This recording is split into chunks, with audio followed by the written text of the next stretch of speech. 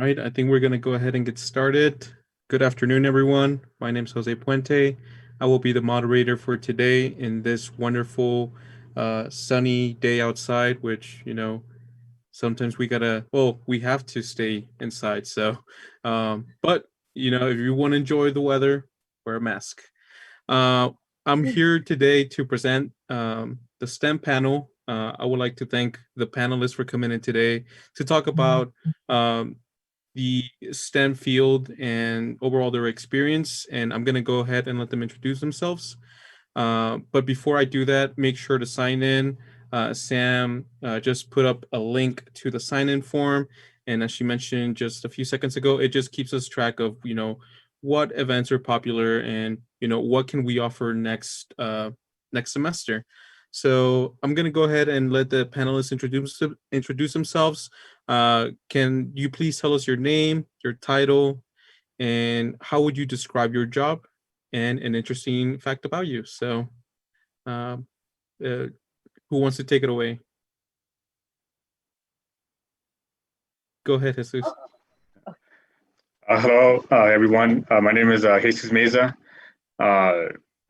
My pronouns are he, him, his. My title is Civil Engineer Project Manager for the Department of Military and Veteran Affairs. So I'm technically a state employee, and essentially I manage construction projects for the National Guard.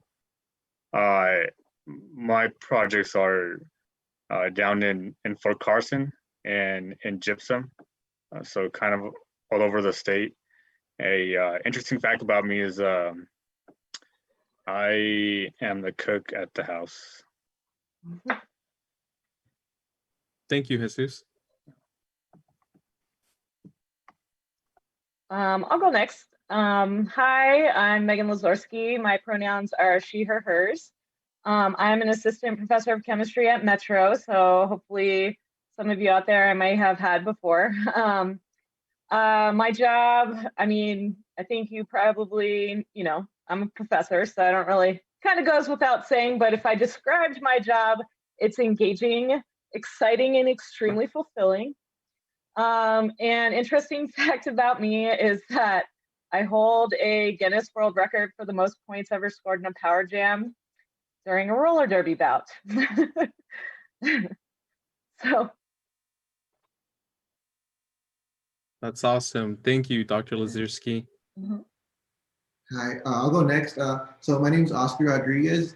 My pronouns are him, he, his, and I'll start with an interesting fact because I can't beat that. But an interesting fact is I had a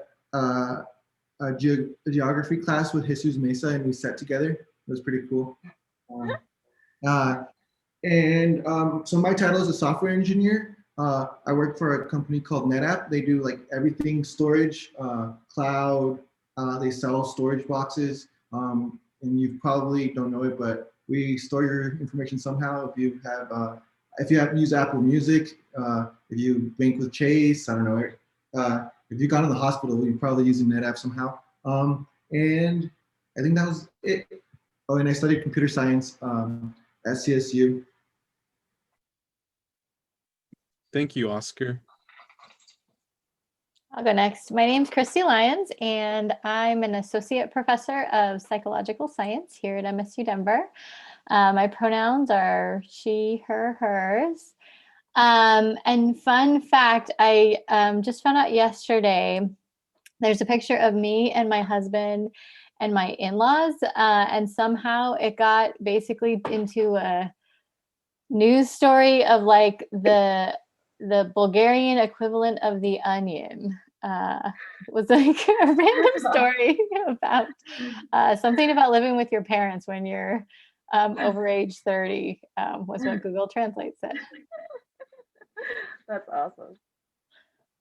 Thank you, Dr. Lyons. That is very interesting. The story, was it just random, or you were part of the story? No, I wasn't. Just my so my stepdad, he tags his photos very well on Flickr. They're probably related to your server. And they get picked up sometimes for random stories. And so my friend who has done work in Bulgaria was like, did you go to Bulgaria for something? Sent it to me randomly. That's so cool. That's interesting. So we're going to go ahead and begin with the questions. Thank you for the panelists for making time and coming in today. So the first question, and I'm going to throw it to Jesus and Oscar first. What got you interested into going into the STEM field? So for me, it was back in high school, I used to like having a clear path to a solution.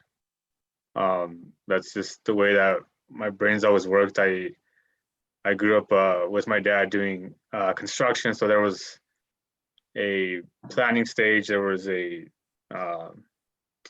activity phase, and a final phase, and you had to figure out each step, and you knew what the end product was or is supposed to look like.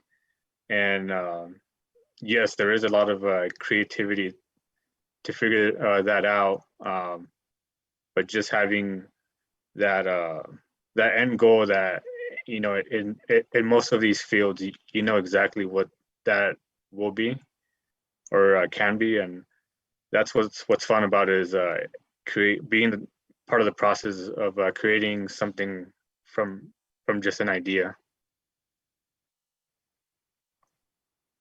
That's Thank really you, cool. Jesus. For me, it was I mean, growing up, I always loved school, and then I was always really good at science and math, and really enjoyed it. And then in high school, our one of their business teachers, he had a friend, and this was in Steamboat. He had a friend that was going to ride his bike from Steamboat Springs to Sayulita, Mexico. And my high school teacher had created this website, and he was like, "Hey, you want to help me?" And so I was like, "Yeah, I'll help you." So I didn't really create much of the website. What I did is I would update it when his friend would send us updates. But going to CSU, I went undeclared engineering, and I told my counselor, "Hey, I've done this, I've done that." And they're like, "Hey, do you want to try a CS class?" And I was like, "Sure." And I really enjoyed it and loved it and stuck with it. So how about you, Dr. Lizorski and Dr. Lyons? What kind of got you into the STEM field? Well, for me, I actually didn't grow up like really understanding what science was. Like in not undergrad, like elementary school and things like that, you don't really know. I mean, I don't know. I was just oblivious to this. I knew that there were like scientists, and I used to be interested in that. And I was a very inquisitive person, I guess, but I didn't really know what that meant until I went to high school. And then I started to kind of get introduced to the scientific method, but and scientific reasoning, but it was not something that was like innate in my family or anything like that. So it was this one day, my teacher in high school was talking about how nuclear reactions happen when you smash two atoms together at really high speeds. And I was like, so do they find, like, I literally asked this questions. I was like, so do they find like new elements on the the bumpers of cars after car crashes? And he was like busting up laughing because he was like, no, like that isn't like, it has to be way faster than that, but I like had no idea, about magnitude and scale. But it fascinated me, even though I was kind of like the laughing stock of that class for a little while. But I was still fascinated by that, and that was kind of the beginning. And I was like, okay, this is really fascinating that we can manipulate things at such a fine, like atomic scale. And then I got kind of drawn in. Thank you. That's cool. I think I got interested in science just because I think I was always kind of a curious person. Like I like figuring things out, and I find like a real satisfaction in like solving a problem. And I actually started off as an engineering major, an aerospace engineering major, and I switched my major to psychology after taking intro psych. And but I think a lot of the same kind of motivations were there, and sort of like, oh, this is a problem, and like, why is that happening? And I just find that like compelling to try and think about. Awesome. Thank you. I always try to kind of move away from biology and chemistry. I always thought chemistry and biology were the boogeyman and just not wanted to do any. But chemistry I enjoyed. So I can see where Dr. Lizorski is, coming from with that story, and I agree. And this kind of moves me on to my next question of, um, this question is for Dr. Lyons and Jesus. What was your experience as a first generation student?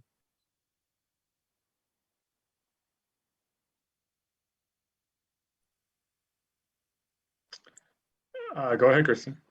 I think my experience, I mean, it wasn't bad. I would say like I think it was fine, but I think it could have been better is how I would say it. I feel like I sort of knew the things I was supposed to do, but there were a lot of times where I would kind of find out after the fact, like, oh, like that was a thing that I should have been doing. Um, and I think like a really big piece for me was also just figuring out like what happened when I went home, because I went to a state school that was about 3 hours from my family, and it was also just kind of like being like in dual worlds like a little bit. So it was like I felt like I fit in at college, but then I also felt like it was like I didn't quite fit in. And then I think when I went home, it was like a little weird to be talking with people and like not exactly relating. So kind of like in between. Yeah, for me, it was definitely tough at first. I mean, no one in my family even knew what some of the applications were to get into school, what a credit was, what a typical or how unique class schedules are, and the work it takes to study and to work on projects. So I transferred to CSU from a community college in Aurora, and that was a big shift. My high school has improved a lot since I left there, but at the time there was maybe one person that was there to guide us through the college application process, and it was just getting us in, and then we had to figure it out once we got there. So I was afraid to make that leap right away, so I stayed at a community college for about a year and a half, and then once I transferred, it was a very eye-opening. The time it takes to do well at a school like at a typical four-year school is a lot different than what high school was. And again, my parents didn't understand that I couldn't come home every weekend and things like that. But yeah, I mean, once I found the resources at school, and once I understood what it took, and my parents were supportive, even though they didn't know what they were helping me with. And but yeah, it was always a challenge showing up to certain classes, and there was small things that seemed like I should have known, and everyone else had that background just from. I mean, there were so many people in my classes that had generations that had gone to that school and that program as well. So it just made for a fun time and great memories. Thank you, Jesus, and thank you, Dr. Lyons. And to the students or audience, feel free to put in the chat any questions that you have. feel free to communicate. There's also a meaningful conversation happening in the chat, and I'm looking at it right now. And I'm gonna, the importance of college and going into higher education is having someone to be there to support you and to be there for you. And then my next question focuses on that, having a mentor. Uh, uh, for Oscar and Dr. Lizorski, and also if I'm mispronouncing your last name incorrect, Dr. Lizorski, please let me know. But the question is, did you have a mentor, and how did you find your mentor? You are so close. It's Lizorski, but you're so close. I do the same thing all the time. I did have a mentor. I was really lucky because I went to a small school where they required undergraduate research, and that was like a big part of the program. Like all of every single major, every single person on campus had to do an undergraduate research project for our school. And so that was really awesome because you got this hands-on experience, but also you had like an immediate mentor, right? And it started really in your junior year. So the first couple of years you had like an advisor or whatever, but really when I found like a mentor is when I got my research advisor. And so I actually had two because I was a double major, but my chemistry advisor was particularly helpful and continues to be helpful. I still, like to this day, like every Christmas, she sends me like a little update on her family and like stuff like that. And she's just been incredible my whole life. And then was there the follow-up? Oh yeah, that was how does someone find a mentor? Okay, I forgot.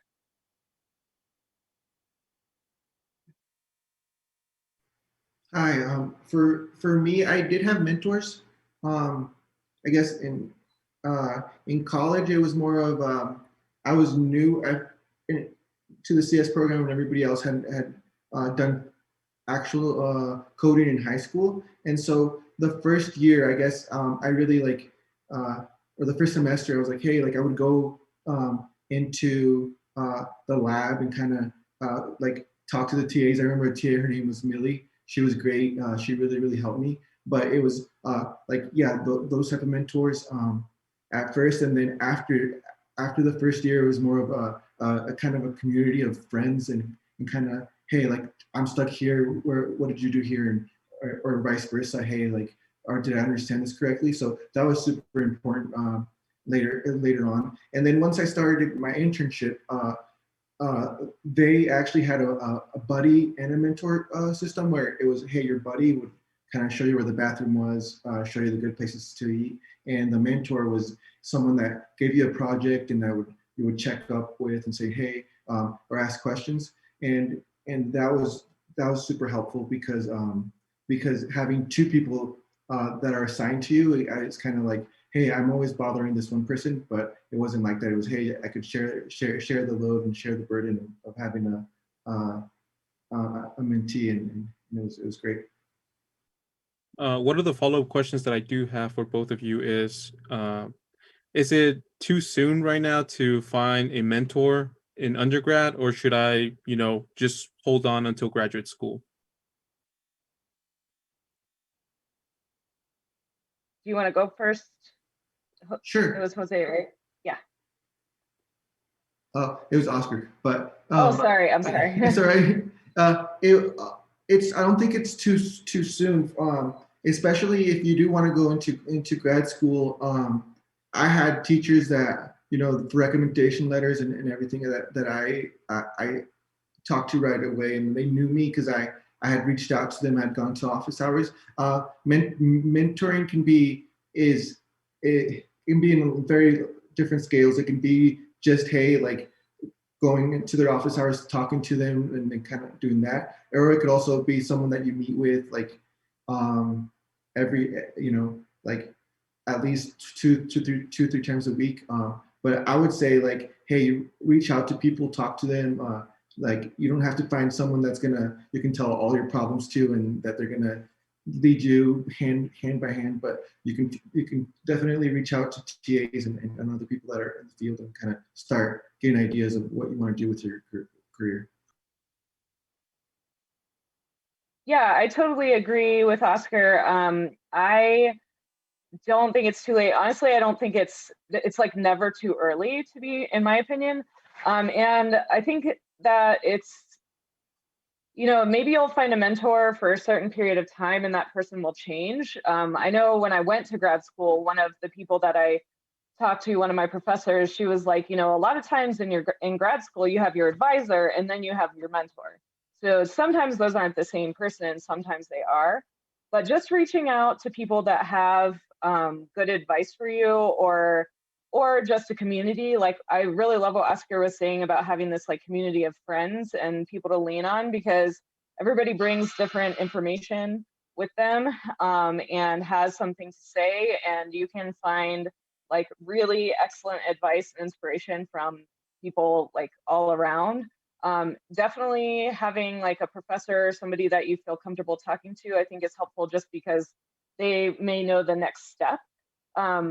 So yeah, I just never think it's too early, because, you know, if you have questions about and want to start getting like your ducks in a row for your future, it doesn't matter how many times your plans change. The experience you gain, or like the information you gain from the mentor at that time, usually will apply in some way, even if you had changed your mind about whatever you do in the future. Thank you. I did see a question pop up regarding the STEM field. Do all STEM fields require graduate school? And I saw Dr. Lyons kind of answer that question. There are plenty of people who work as scientists with a bachelor's degree. Would you like to expand on that, Dr. Lyons?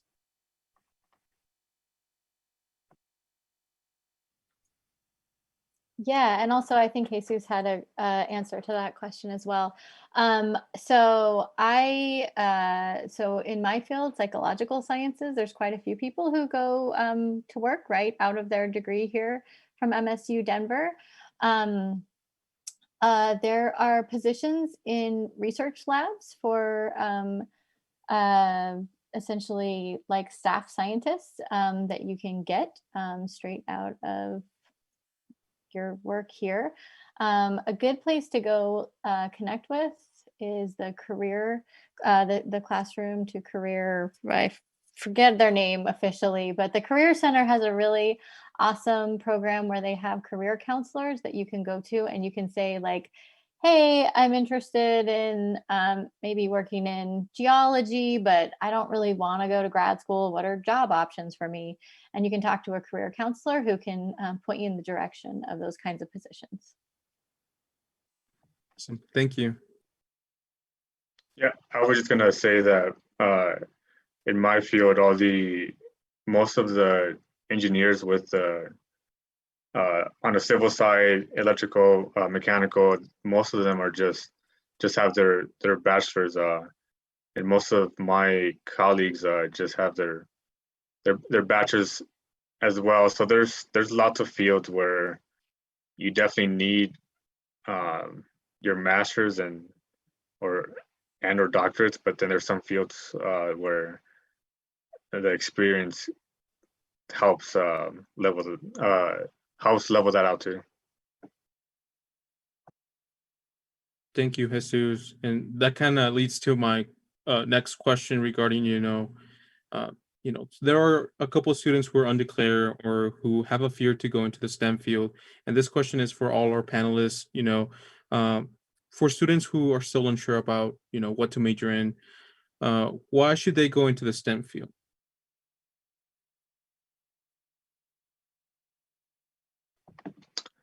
I'll start. Well, besides it being fun, I think it's something that's never going to stop, right? It's always going to have to evolve and grow. So you'll pick up something now and then have to relearn it a different way 5, 10 years from now or the next week. And that's what keeps it fun and interesting and engaging. And also, once you're in the field, I've seen people switch career paths within STEM that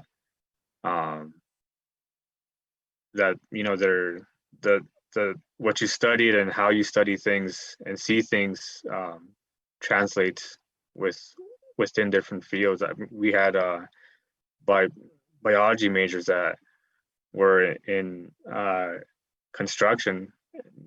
They just switched because they knew how to take a process and plan for it and initiate it. So you don't have to feel like you're stuck in your major. You could always do something else afterwards.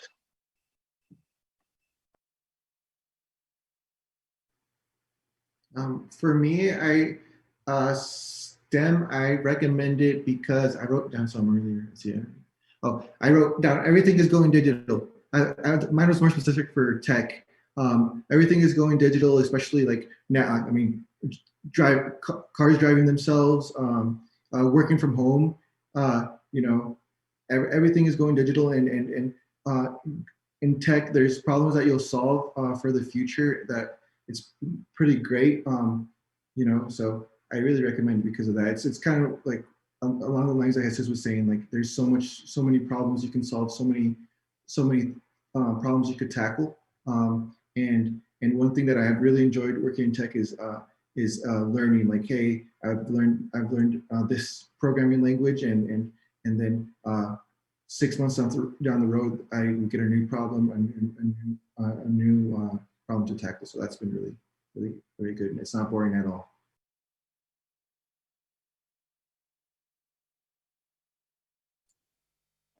I'll kind of tag on to those two, and kind of thinking about the previous question. I mean, I think truthfully, STEM fields are a great career path financially, which is something that I think people should be thinking about in terms of what degree they're going to get.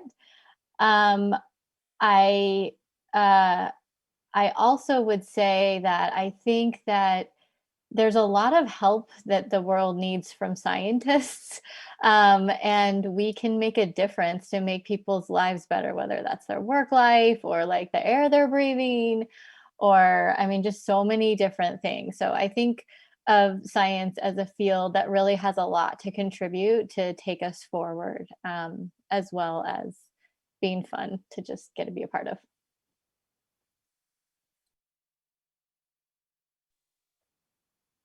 Yeah, so I wholeheartedly agree with what everybody said. I was originally thinking about this, and I was going to say something like, if you're a person that gets bored easily or doesn't like the monotony of regular just work, or even kind of enjoys working independently and problem solving, then there's just like nothing like STEM.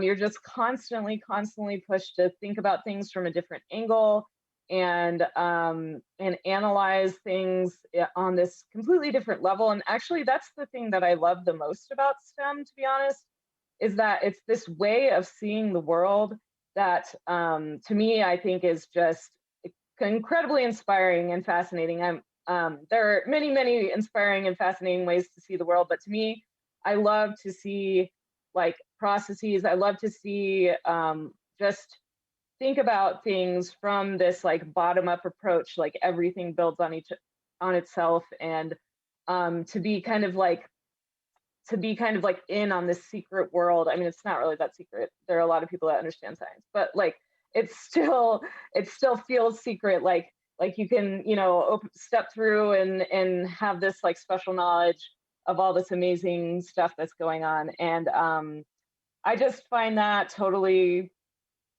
just really amazing every day. So I particularly love it. But I mean, one thing about it is that I think a lot of students particularly get tripped up by is that it's hard. It's hard, and you don't always get like amazing grades right away. But I think that's one of the things about STEM that I also like, And because I don't want to make this political at all, I'm not going to, but like the phrase flip-flopper comes up in politics a lot. And in science, you should be a flip-flopper, right? Like if new information comes to light and it informs your opinion and you're like, oh, I was misanalyzing the situation, you can be like, no, I now know a better way to analyze this situation, and then you say that and people respect you for it, right?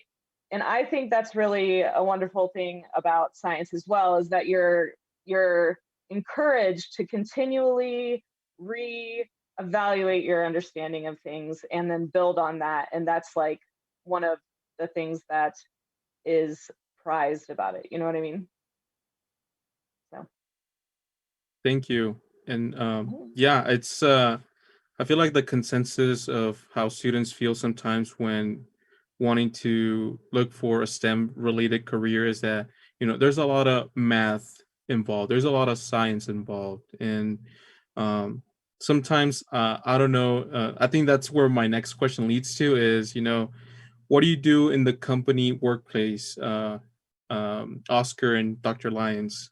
Do you frequently use math? Do you frequently use science? Or is that something that, comes along the way to getting your degree? Go ahead. Or okay, I'll go. Yeah, I mean, I use math every day, logic every day. It's definitely like, yeah, I use it, I guess. And then what you said first, what do you do in the company? It's not also just programming and like, hey, I'm just going to program all day. It's also meetings, a lot of meetings and planning.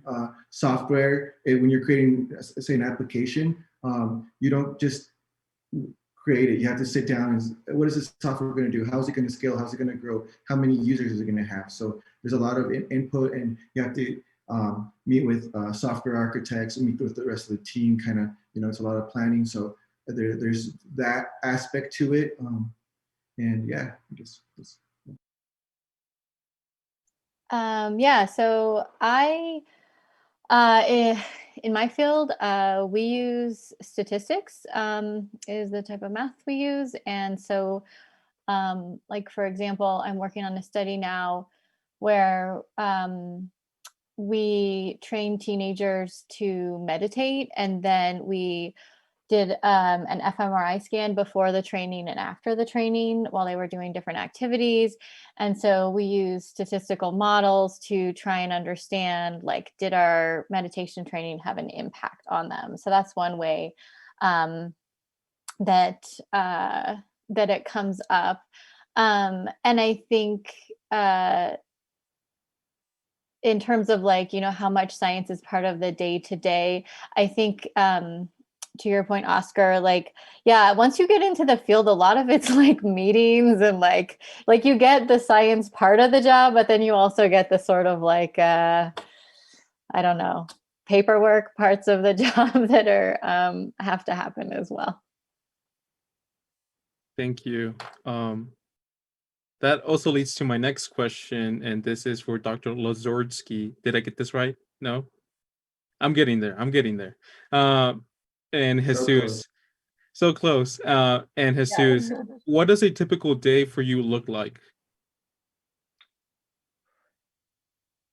I don't have typical day. Like, I don't have a typical day. It feels like, because as a professor, you have so many hats that you wear, that it's just, I mean, it's just always different. And that's one of the good things and one of the bad things, because it just feels like I can't ever, like, kind of create a really good pattern. But I guess if I had to say it, like, if I had to give some kind of idea, I would probably be like, I would teach like 1 or 2 classes, have, at least one meeting, likely some office hours, and then, like, if I had still time, then I might be in lab working with students, or going to a research meeting with people at like NREL or something. But there's so many things that you do. It's kind of never typical.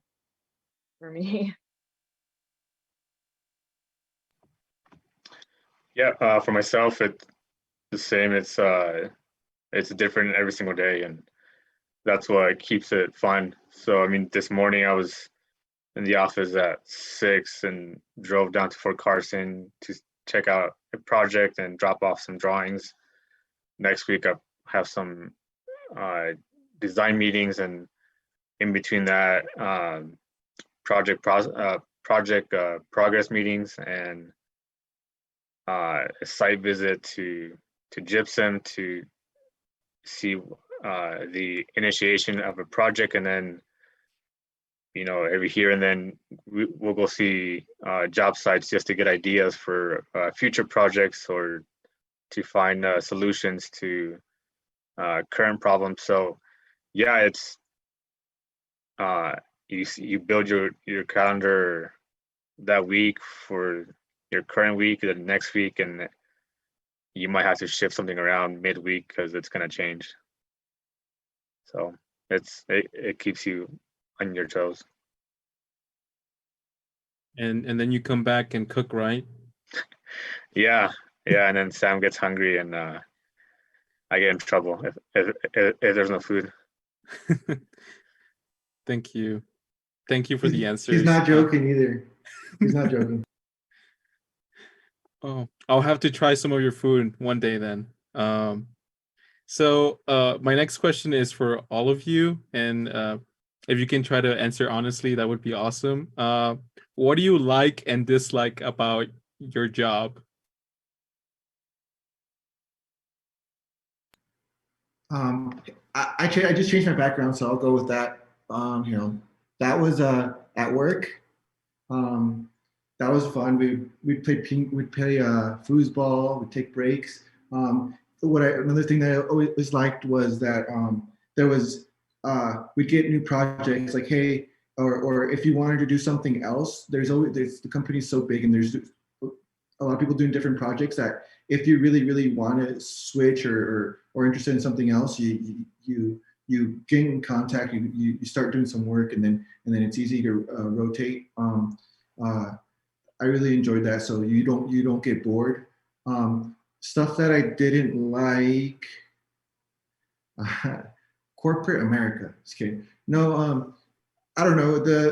I really did enjoy it, but sometimes you would, there's work, you're not gonna love everything you do. There's sometimes you would get work that you're like, oh, come on, like, it's a four month project, and your next 4 months you're gonna be doing something that you really would enjoy doing something else. But the good thing is, like, hey, you get to experiment. You're like, okay, I don't like this, and in the future you kind of you can affect what you do. Like, okay, in the future we did this way, and it was painful for everybody. So in the future, like, let's use this new technology, or what we learn from this, and really go in retrospective, and what you learn from with stuff that failed or certain projects, and how could you improve it. In tech, it's a lot of that, like, hey, how can you improve this? How can you make it better in the next round? So that's it. Yeah, I'd say for myself, I'll start with the bad. I guess the paperwork is not the fun part of any job, and I don't know if STEM maybe has more because of the types of things that we do, but especially with the public sector, there's a paperwork to do paperwork and more paperwork. But once that's all done, the fun part is for me, seeing things come to life, connecting with the people on site, actually doing the work that we figured out. That to me is something that I come home and that doesn't just leave your mind. And also for my field specifically, I guess, being able to drive around and know that you were involved in that project, this project, and leaving, I guess, like a legacy. And but also making my family proud with what I'm doing. That's huge. They don't understand exactly what I do, but they know that they could point to things that I've done.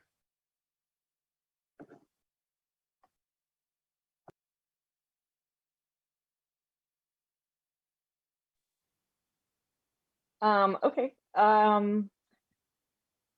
So the question was, what do we like and what do we dislike about our job, right? Yes. Okay, just wanted to make sure I didn't forget it. Yes. So I love having the opportunity to go back and relearn a bunch of the material that I learned in school, and some of the stuff that I didn't learn in school.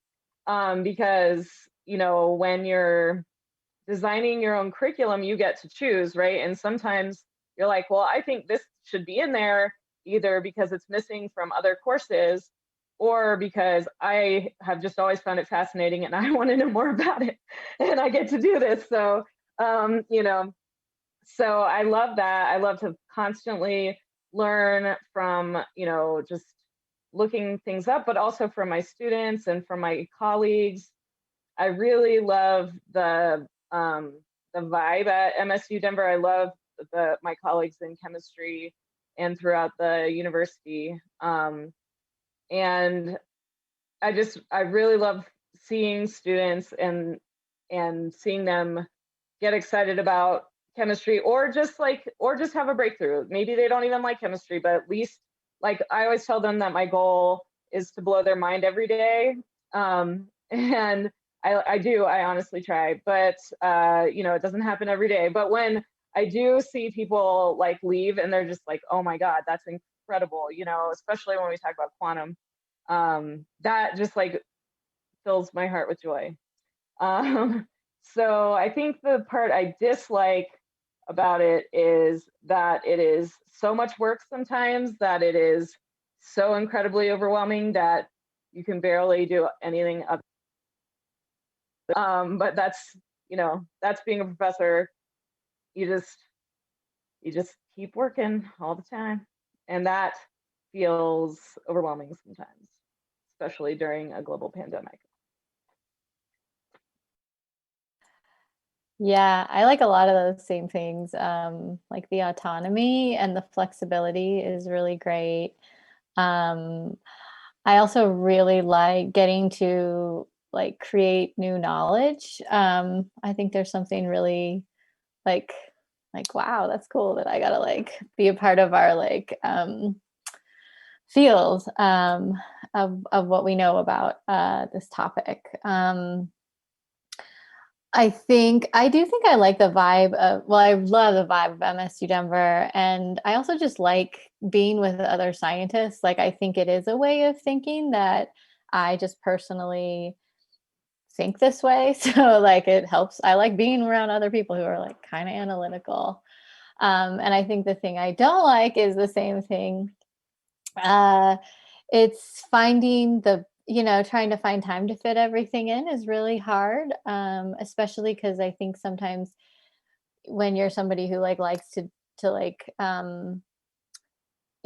like you usually people I think who go into STEM fields are people who tend to be like innovators and creative thinkers, and like you can always think of some problem to tackle. And so I think it's hard when you're like, how do I find that balance point where it's like, okay, this is enough and I can stop here. I think that part is probably the hardest thing, is just feeling like stressed out by having like too many choices of a lot of times things I do want to do, but just like not having time to do all the things that I might want to do.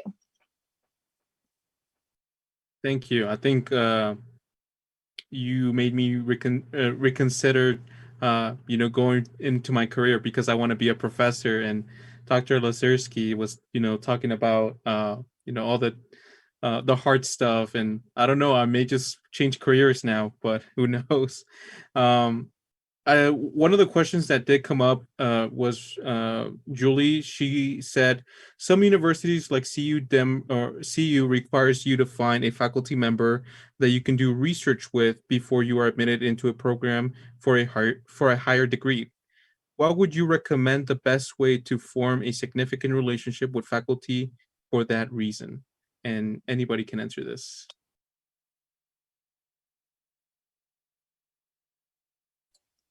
I'll give an answer. I think honestly, there's a lot of it is kind of networking related. And so the students that I have worked with who have been successful at building those relationships with faculty at other universities, a lot of it's like they have just been very active in research. So they've gone to meetings, like they go to a conference and they present, or they go listen to a talk. A lot of it's also just through word of mouth. So I was just talking with one of my students who's an alumni now, but she is looking at applying to PhD programs. And one of the names she mentioned is someone who I knew from a previous institute when we were both like going through grad school stuff. And so you can also just ask your professors, like all of us went to school with people and know people. And that's a way you can start to get a sense of kind of some connections. Yeah, I would also say, to add to that too, is also like, I know a lot of the upper level classes, you could kind of decide more of what kind of research you want to do or what kind of stuff you want to do. So really pick those, your higher level classes out, kind of, oh, if you're interested in something, attack that. And then if they have projects or, like just do very well in the project. And like, I know I had a friend, we were doing a big data course and he really enjoyed it. It would meet with the teacher. And then she was like, oh, like, hey, I have this research, like a summer paid job. And then he ended up doing that and then actually getting his master's paid just because of her and the great job she did, that he did over the summer. So that was really cool. So yeah, just upper level classes, really, I would also recommend, even if you don't want to do grad school, like the projects that you do in your upper level classes, like that's what you're going to put in your resume, and that's what they will ask you when you're applying for jobs. Like, hey, you did this, and if you can really talk about really cool projects, it will go a long way. Thank you. So the next question is for Dr. Lyons and go ahead, Dr. Lyons. Oh, I just wanted to say, to add to that, I think that summer job is such a smart place to build your network if you don't take classes in the summer. So I just put in the chat, there's actually an NSF grant specifically for students at universities like ours. It's called Research. It's called REU, Research Experience for Undergraduates. And you can go to this website, and these are programs where you get paid to work in a lab at a university that is doing research. So our university, we're mostly teaching. We don't have any PhD students here, but like it's really good to get connected with labs at those kinds of places, because that is a way you build your resume for finding those mentorships.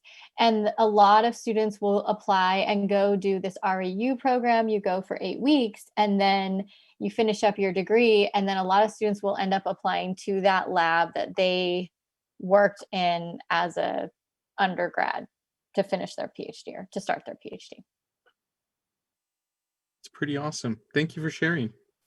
You're welcome. So my question, the next question that I was going to ask is, and it's for you, Dr. Lyons and Oscar, is after getting your college degree, how easy or difficult was it to get a job?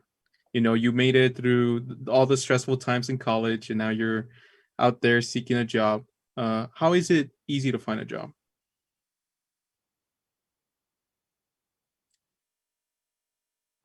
I'll say I feel terrible saying this, but I've never actually had a job besides college professor. Like I had jobs, but not like a career job.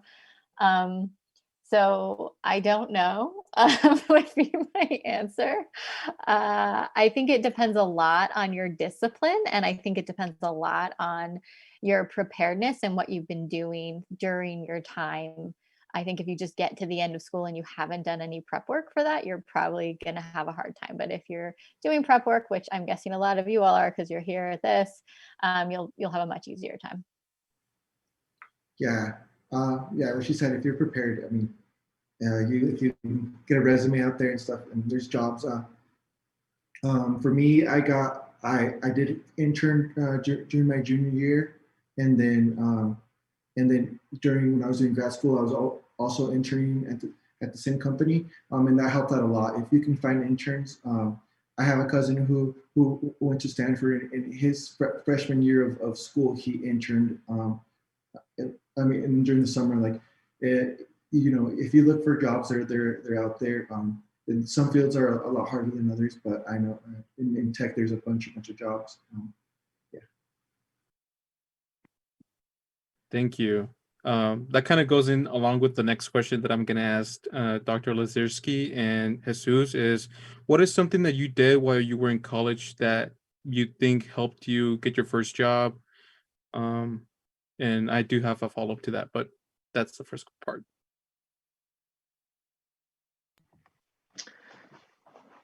I'll go. For me, internships was a huge deal, but my program was unique where they made us having a internship was part of graduating. But that, I mean, if your program doesn't make you do that, you should make yourself do that. So that was a huge thing that popped up for companies when looking at my resume, but also being involved with other things on campus that may or may not be related to your field, and not just being like a member, going towards something that you genuinely find interest in, and also becoming part of the board or the committee, having actual responsibilities and being in charge of events or programming. So that's huge because you did something that you didn't have to do. You didn't get paid for it. It was just because of your interest, and in your job. That's where you get to go above, and that's where you separate yourself and your team from just being okay, is doing that extra work to make your project succeed. So there's different ways of proving that.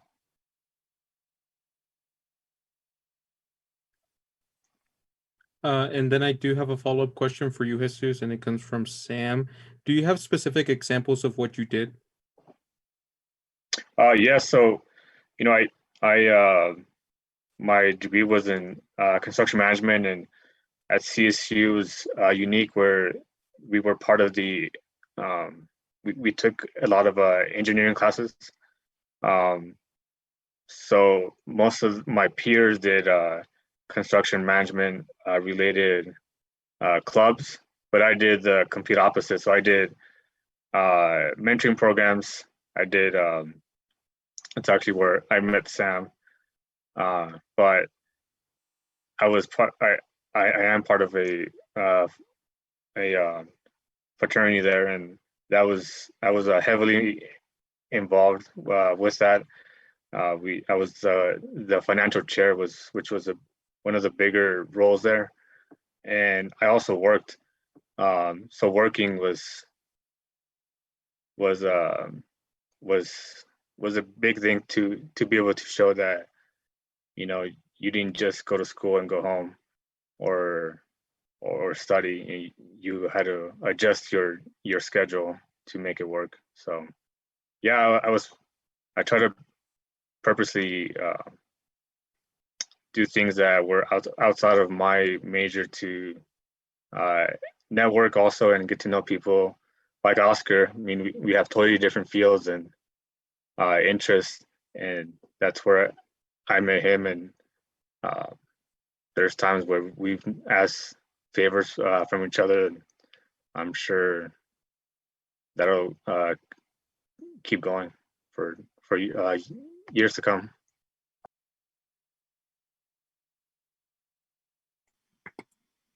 Okay, so I think so it was for my first job you're asking, or is it just out of undergrad? Is that what you? Just it could be both. It's just any techniques or strategies that you did or internships that you had while in graduate school or undergrad. Okay. Yeah. So like I was saying, I think that my institution had the undergraduate research that was required, but that ended up being like an incredible experience for me, because you just get hands-on research, and I proposed like a weird project that was looking at like glass science, and nobody was working on it at my institution. And so I ended up looking up like different institutions around the area, well, within a certain range. And I found this institution in Alfred, New York that specialized in like photosensitive glasses. And I was like, whoa. So I ended up just asking, like just cold emailing this dude or this professor, I should say, at Alfred, and being like, I'm really interested in your work. I want to do this research project. Can I like come work for you over the summer? And he was like, sure. And so I ended up applying for this like small internal grant for undergraduates, which is similar to the COIAMP type of thing that I just put in the chat. And you can also get small research grants from MSU Denver that are similar to the one that I did that was through, I think, Kerr. But anyway, so I ended up like writing this small grant and getting that. And then I went for the summer and worked for him. And it was really amazing because it was the first time I ever really worked in a lab, in a science lab. And it was fascinating because I was using these like really high temperature furnaces and like pouring this molten glass, and it felt really amazing. And so I did that, and that just was really eye-opening for me. But then also I think it just showed initiative. So whenever like I went on to the next step, I could talk about this, thing that I did, and that it was something that, I just kind of made up and made happen, and so even if you can't find the right, program, you can also kind of go your own way, right? If you are really interested in something, just start emailing people. Thank you. I think emailing is the best way to get into contact with anybody that you may be interested in working with or learning more about, or little informational interviews. I like to do those to get to know a little bit more about the other person. The next question is for everyone, and I do see that we have a couple of questions, and we'll leave 15 minutes at the end for those questions to be answered. This next question is, and this is for all the panelists, as a person of color or woman, what was the difficulty, or what were the difficulties going into STEM? What strategies did you use to help yourself succeed?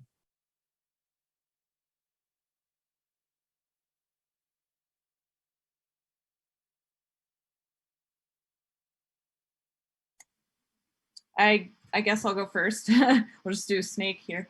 So I think one of the biggest difficulties for me was that I suffer from imposter syndrome a little bit, even now. You just feel like you're not, right, or like you don't fit in somehow. And that's always been difficult for me, particularly because it does feel like you're just not as well regarded or something, or that someone's going to see that you're not qualified or something like that when you totally are. And it's really hard to internalize that, and it's really hard to get over some of the barriers, like being afraid to ask questions and just putting yourself out there.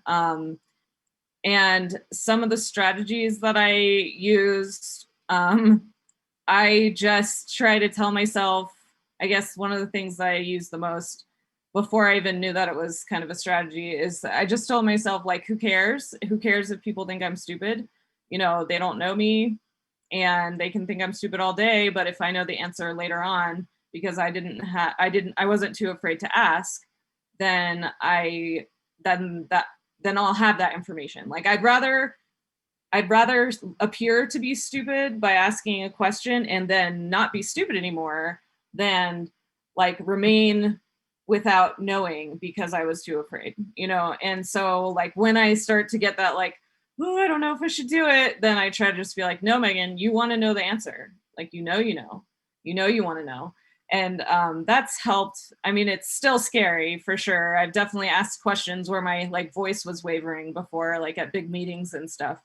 But that's been one of the best things, and just like not giving up, because there are a ton of people I think that think people would want to see them fail or whatever, and that's not true ever. It's your crowd, the people that's really your crowd, they want to see you succeed, and there's no reason that you can't. If you want it enough, then you just.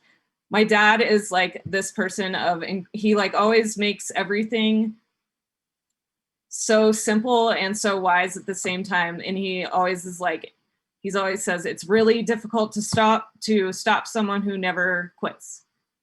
So it's like, if you never quit trying, you can't be stopped. And I just always keep that in mind as well. So. Thank you. I really liked what Dr. Lizorski, did I say it right? Close, nice. Just kidding. What she said about don't give up. Yeah, that's one thing I would say. Just, everybody is trying to succeed, and everybody has those moments of like, oh, come on, like, do I belong here?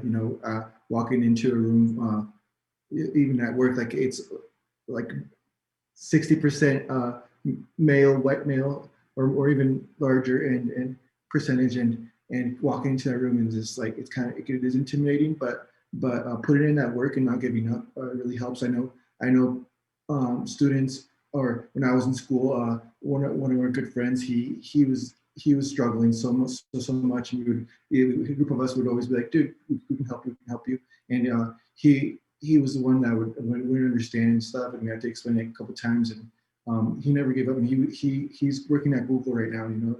It's like it's someone I used to help all the time. So he really was persistent.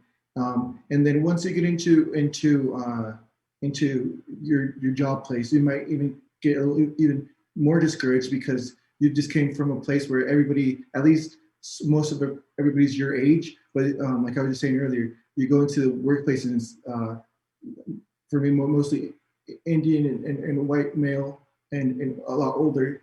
And so you're like, oh, okay, like, how do I connect with that? But really, you gotta step back and kind of, at work for us, there's Luna, which I'm part of, which is Latinos, Unidos, and NetApp, and then there's also Women in Tech, and kind of knowing that there's allies and knowing that there's people in your same, might not be your same race, or but there's people that are struggling as you, and kind of just connecting and making a safe space and reaching out, creating spaces where you guys can talk about it, talk about Black Lives Matter. You know, that's important. Stuff that's going on in your world that might not affect other people as much as you, because when you do go to work, you're not only bringing your professional self, you really got to bring 100% of yourself. So making sure that if you're seeing something's lacking at work, you know, kind of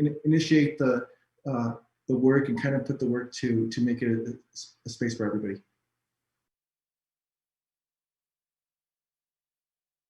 Thank you, Oscar.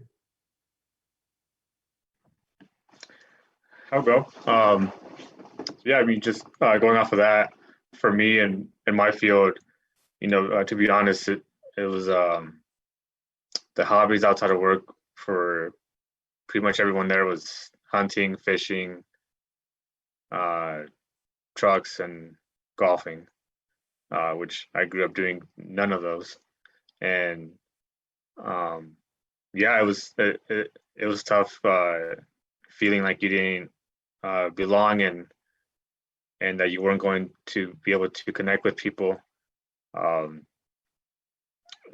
I haven't had this experience as much as other people have, but you know, there is firms or workplaces where that culture dictates who moves up and who gets recognition. But luckily for me, I like Dr. Lizorski said, you just keep going and do your work and lean towards the leaders that want people that make the company better, not people that they want to hang out with or want to go fishing with. I mean, those are things that with time, if you know ask people what their interests are and be genuine about being curious of what that means, you know, it'll go both ways. And like Oscar said, bringing in who you are as well and not being afraid of what you do outside of work, because that's, you know, if you fake it and try and be just like them, then it'll catch up to you. And plus there's someone else coming in after you that will need someone like you there that is open about who they are. And that's key for the group here is, you know, you're never too young to be a mentor, even in your stage of your career. That's what I have. Thank you, Jesus. So I feel like I feel like an imposter saying this. I remember so vividly, I went to school to be an engineer, and I think I didn't really know what that really meant. I just kind of like knew that was a job that like I could do, and I did well in my math and my physics, you know, and chemistry classes in high school. And I remember when I showed up and I started taking like whatever calculus class I was supposed to take that freshman year, and it was hard and I struggled. It was like the first time I really struggled in school.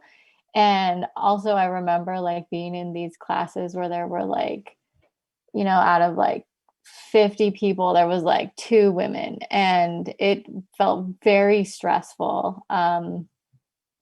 And then to be also like struggling, I was like, oh, and I think I think I didn't have the coping strategies I should have probably tried to figure out at that time. And I mentioned I switched my major, and there's a part of me that always wonders, like, maybe I could have done that. Like, I think that I felt like I couldn't do it, and I felt really stressed out when I was struggling. And so I think a lot about like looking back, like what could have gone differently, and you know, like why was there such a small number of women in that class to begin with, and then like how it like dwindled over time as people kind of gravitated towards other majors. And so yeah, I don't really have good advice, but I think it's something that I totally feel that point, like someone needs you to be there for them. And I find that in other aspects of life, when I need to be brave and do something that's uncomfortable, something that helps me is to sort of think like, I'm not just doing this for me, I'm doing this for someone else, you know, whether it's my kids or people in my community, but just like doing something, I'm here for someone else. I think that's a really useful tool to try and deal with those feelings. And like one other thing I think that also can be helpful is like just talking with other people, like, you know, building community, even if it's only like one other person who, one other woman in that class with you. Like just finding community and somebody to talk to about these things, because I do find when you talk with people, you realize there's like pretty similar experiences with imposter syndrome and similar experiences with trying to deal with failure. And I think talking with people can help make it feel more like normal and more okay, and like, oh, this is something I can get through. Thank you. Yeah, as I've been looking through, I'm listening to your responses to this question, and that reminds me of an assignment that I had a couple weeks ago regarding diversity in the STEM field, and it just shocked me how low the numbers of people of color and women going into this field is very low. And it's just hearing from your experiences and seeing that imposter syndrome and uh these the thinking of can I do it, or should I stay, or should I just leave it. I think it opens up the conversation of um trying to uh have the workplace of STEM field be more diverse. And I kind of want to see that. And, just looking at it from you panelists here, you're giving me hope that in the future there's going to be more diversity. Yeah. Can I add something? Go ahead. I mean, uh, there was our company just had like they have this week long like like videos. Well, it's usually like in Vegas. They do like week long in Vegas. They show their new products, blah blah blah. They have different courses. And they had one. And this year it was all through videos, but they had one on diversity, and I was watching it, and it was one of them was saying how teams that are more diverse really help companies succeed. And and it's true. It's diversity in ideas. I mean, if you get teams that are diverse, it's really important. And I said this in last week in the hiring one about, it was just an example on testing teams, or they're making dummies of and driving cars and testing airbags and seatbelts, and they made these dummies, and they realized later on, like 20 years looking at just data on how women and kids were dying more than anybody else, and it was because those dummies that were just the shapes of men. And imagine if it would have been just as simple as having a woman or even someone smaller on the team be there and kind of be like, hey, like make the dummy look different, different sizes. So diversity can be having diversity in the workplace can be life changing for thousands of people, literally. Thank you, Oscar. Well, we come to a point, but to let the students ask questions. But any final words of encouragement from the panelists to undeclared students or to students wanting to go into the STEM field?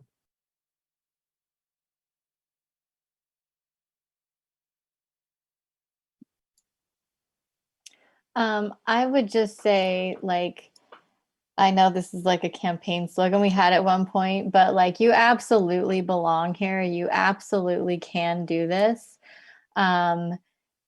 it is something that people at our university think you can do and can help you do. So, you know, if you're kind of just like questioning if this is something that might be of interest to you, just talk to whatever class you're taking. Like, go to the professor's office hours. We like sit in office hours and nobody ever comes. Like, just talk to the, you know, if you're taking 2 classes or 3 classes, talk to those professors about what you're thinking. And you don't even have to have like a specific question. You know, you can just say, I'm thinking about this and I don't know. And then they'll ask you follow-up questions and get you there. And I think it was Julie was saying one of her professors was a total asshole. Like, if you encounter someone like that, you know what? Like, fuck them. There's other people that you can connect with. Most of us are nice. Some of us are not. And we just move on from those people. And I kind of want to piggyback. And also the people that aren't nice, everybody else knows they're not nice as well. So usually if that happened to you, everybody else is like, oh yeah, that dude, you know? But yes, I totally agree. I also wanted to kind of note previously in the chat, Sam was asking about students that don't see themselves as a typical STEM student. I'm trying to find it again. And I forget where it is. But anyway, she said, do you have any advice for people that have don't see themselves as a typical STEM student and what to do? And I would say, if you're interested in STEM, do it. And like, because it's awesome. It's just this amazing new way to think. It brings you into this interesting community. Like Chrissy said, you'll be doing something for yourself, but you'll be doing something for others. But also, if you don't feel like you're a typical STEM student, that's good. You know what I mean? Because there are a ton of typical STEM students. And what is good about being typical? That you can do the same problems as everyone else. That is not the point of STEM. The point of STEM is to be an innovator, to think about things from a different perspective, to flip a problem on its ear and look at it so that you come up with a unique solution to something that other people have been trying to solve. So the more atypical you are, the better. I was definitely not a typical STEM student. I was a double major in chemistry and studio art. Like I said, I had to like find some random person like in the middle of nowhere to like do research with so that I could write my thesis for our undergraduate.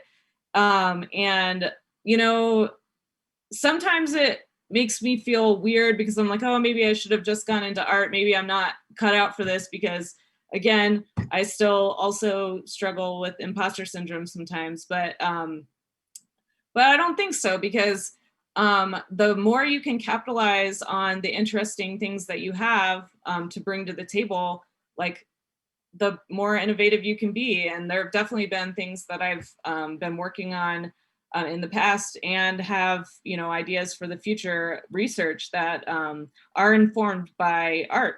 And I think they're some of my most interesting ideas. So, you know, maybe other people don't, but again, fuck them. It's my life, you know? So I totally agree. And I just think if this is what you're actually interested in, go for it. Yeah, just a one-liner to, go ahead, Oscar. No, go ahead. I would like one-liners. Just to piggyback off that, you know, the world doesn't have, the questions to the world's problems are not typical answers. So it takes unique people to figure that out.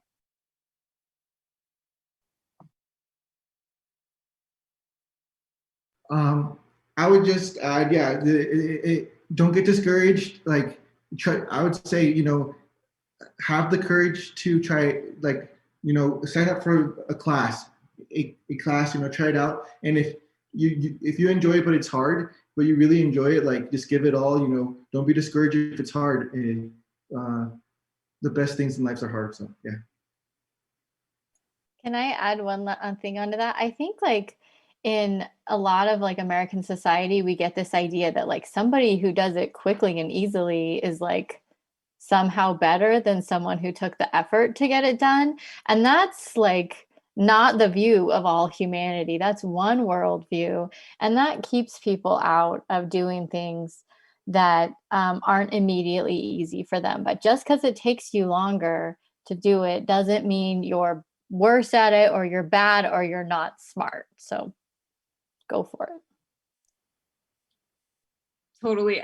Sorry to add more, but I also want to say that I totally agree with that. That idea of the different worldviews. And just because maybe like, for one question or one class, it took you more effort than someone else. It doesn't matter what they're doing, and like you might totally have this other class that is just easy for you, right? For whatever reason, it just clicks for you and the other one didn't, and it clicked for your friend, but this other class might click for you, and you just never know. Like for me, I loved chemistry and I knew that in college, but it didn't click to the point that I wanted it to until I got to inorganic, and I was just like, my whole mind was opened up and I was just like, oh my gosh, I love this class. And it just started to get exponentially better from there. Just certain ways you look at things, even within your field, so there are sub-disciplines for a reason. Thank you for those words of encouragement, and yeah, fuck them. That's all I gotta say.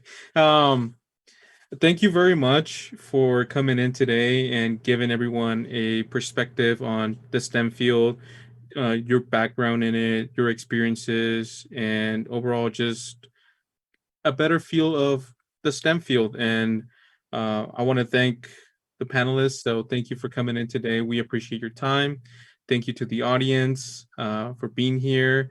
And we're going to open it up for some questions. So if you have any questions, feel free to put them in the chat or unmute yourself and ask.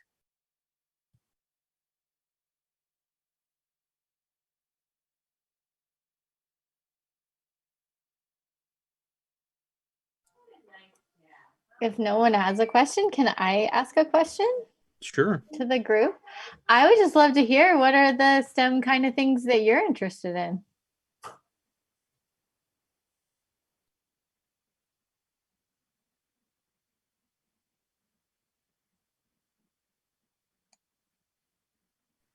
You scared them off, they're leaving. I know. Oh no, Julie, can you tell us what you're interested in?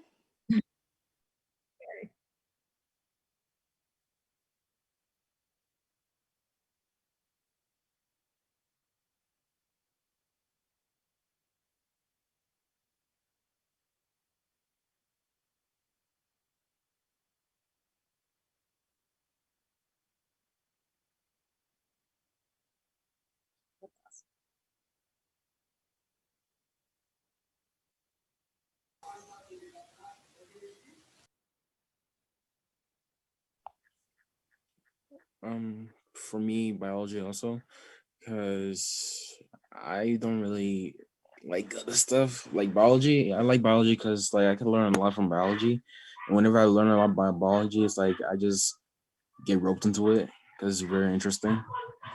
Mhm. What's your favorite part? Like what section or area of biology has resonated with you most so far?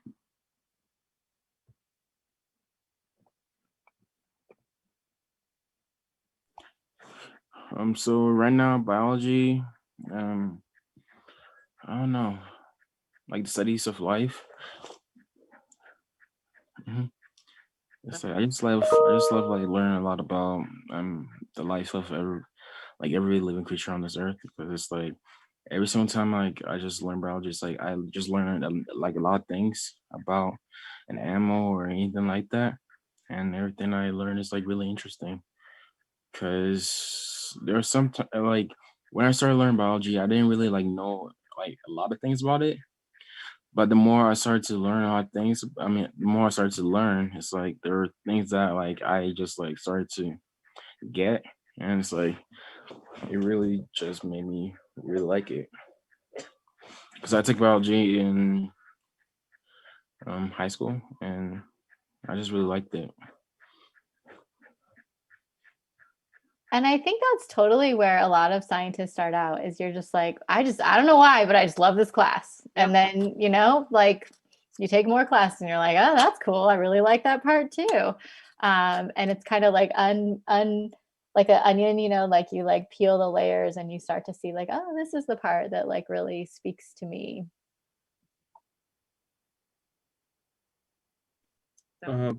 Before we close out, I was going to ask our panelists if there was any way of reaching out to you, if any of these students want to, if you have an email or a way to contact you for more questions. If they do have any, feel free to put it in the chat.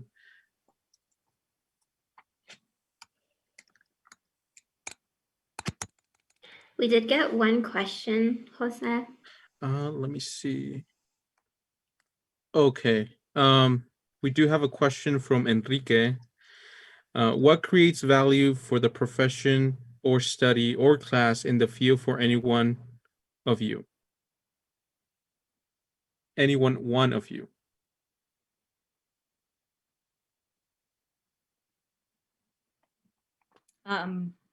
I'll go.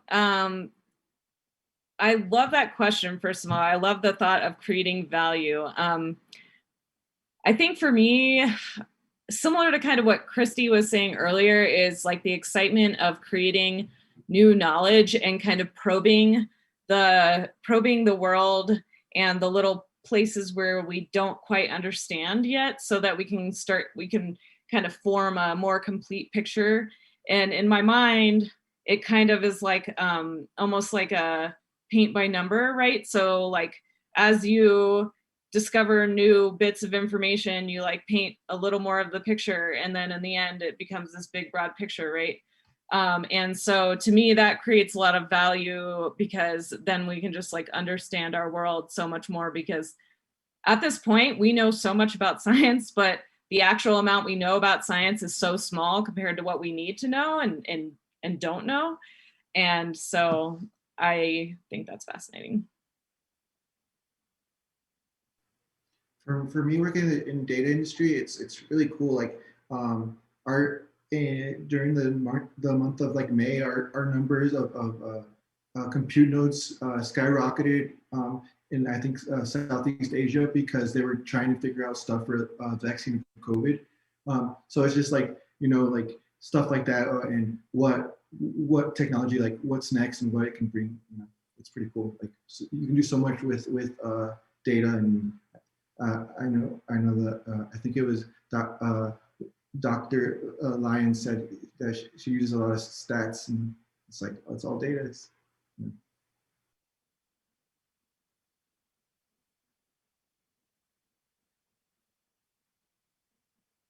All right. Well, we are past our time.